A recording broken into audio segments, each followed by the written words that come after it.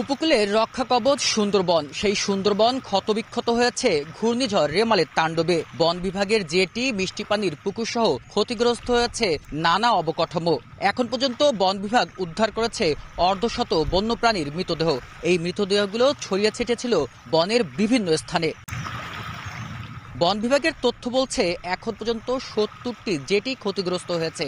৮০-র অধিক মিষ্টি পানির যে আধার পুকুর সেগুলো কিন্তু ক্ষতিগ্রস্ত হয়েছে এবং এখন পর্যন্ত প্রায় ৩৯টি হরিণের মৃতদেহ উদ্ধার করা হয়েছে। তাছাড়া উদ্ধার করা হয়েছে ১৭টি জীবিত হরিণ, যেগুলোকে প্রাথমিক চিকিৎসা দিয়ে বিভিন্ন স্থানে কিন্তু ছেড়ে দেওয়া হয়েছে। সুন্দরবনের গহীনে বিভিন্ন বড় বড় যে গাছগুলো রয়েছে সেগুলো কিন্তু একেবারে ভেঙে হেলে পড়েছে। পর্যটকদের যে হাঁটার রাস্তাটি রয়েছে সেই রাস্তাও কিন্তু একেবারে কাঠের পোলগুলো ভেঙে গেছে। এছাড়া সুন্দরবনের ভিতরে প্রায় ৮ থেকে ১০ ফুটের কিন্তু উচ্চতার পানি হওয়ার কারণে কিন্তু বিভিন্ন যে মিষ্টি পানির যে পুকুরগুলো ছিল সেগুলো কিন্তু তলিয়ে গেছে এবং বন বিভাগের যারা কর্মী রয়েছে তারা যেটি বলছে এখান থেকে কিন্তু তারা মিষ্টি পানি সংগ্রহ করতো। নগদে ৫০০ টাকা বা তার বেশি পেমেন্টে পেতে পারেন ঢাকায় জমিসহ ২০ কোটি টাকার পুরস্কার।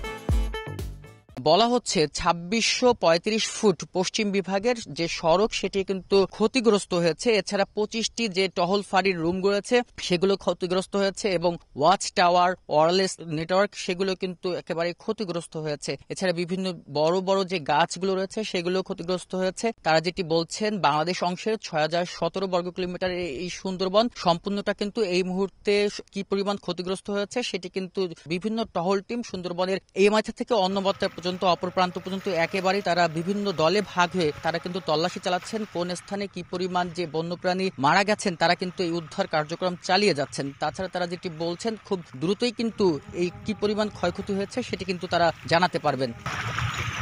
সবচেয়ে বেশি ক্ষতিগ্রস্ত হয়েছে সুন্দরবনের দুবলা, কচিখালী এবং কটকা এলাকায়। যতগুলো বন্যপ্রাণীর মৃতদেহ পাওয়া গেছে তার বেশিরভাগই কিন্তু পাওয়া গেছে এলাকাগুলোতে এবং বন অধিদপ্তর যেটি বলছেন এখন পর্যন্ত প্রাথমিকভাবে তারা যেটি ধারণা করছেন পূর্ব এবং পশ্চিম বিভাগ মিলে প্রায় ৬,২৭,০০,০০০ টাকার বর্তমানে কিন্তু এই মুহূর্তে ক্ষয়ক্ষতির পরিমাণ বলা হয়েছে, কিন্তু তারা যেটি বলছেন ক্ষয়ক্ষতির পরিমাণ কিন্তু আরো বাড়তে পারে। এছাড়া বিশেষজ্ঞরা যেটি বলছেন যে এই সুন্দরবন দেশের প্রতিটি প্রাকৃতিক দুর্যোগেই কিন্তু তারা সুন্দরবন বুক পেতে দিয়ে উপকূলবাসীকে রক্ষা করে। এই সুন্দরবনের যারা যে সব বন্যপ্রাণী রয়েছে তাদেরকে রক্ষা করা এবং সুন্দরবনকে রক্ষা করার জন্য বিভিন্ন প্রকল্প নিতে হবে। এছাড়া তারা যেটি বলছেন যে সুন্দরবনের ভেতরে যদি উঁচু উঁচু টিলা করা হয় তাহলে কিন্তু বিভিন্ন প্রাকৃতিক দুর্যোগে বন্যপ্রাণীরা তারা কিন্তু আশ্রয় নিতে পারবেন।